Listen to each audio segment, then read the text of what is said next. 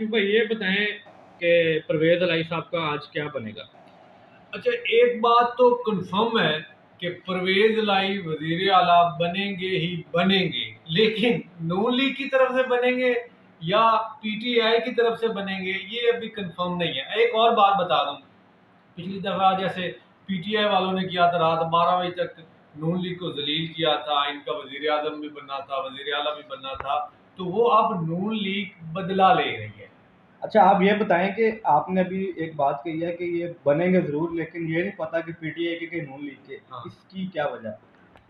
अभी सौदेबाजी हो रही है ना, वो जरदारी फिर चला गया है उधर परवेज लाई के घर। अब देखें क्या बनता है, लेकिन मुझे ये लगता है कि अब कोई बिकेगा नहीं, नहीं, अगर क्योंकि ये ना चला गया तो ये क्या, ये खुलेआम बगैरती नहीं है? चला तो क्या, वो तो अब उनका तो काम है ना, ये वो तो अरसा दराज है, बल्कि जब से वो पैदा हुए तो उनका खरीदना बेचना उनका ये पेशा है। वो बिजनेसमैन लोग हैं, बिजनेसमैन लोग ऐसे ही करते हैं, खरीदो इसमें फरोख्त करते इसमें हैं। अवाम को क्या करना चाहिए?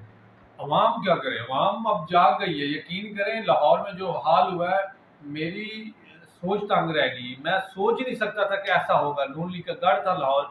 अवाम को अब होश आ गया है, अवाम को पता चल गया कि क्या करना है, चोरों का लुटेरों का साथ देना है कि नहीं देना। वजीर आला परवेज लाई है और पीटीआई की तरफ से ही होगा, लेकिन ये हमें जरा शुगर है चलें ड्रामाबाजी है। देखते हैं, अब थोड़ी देर बाद दोबारा आते हैं हम आपके साथ लाइन पर, तो देखते हैं कि कौन बनता है वज़ीर आला, फिर आपसे रिव्यू लेते हैं।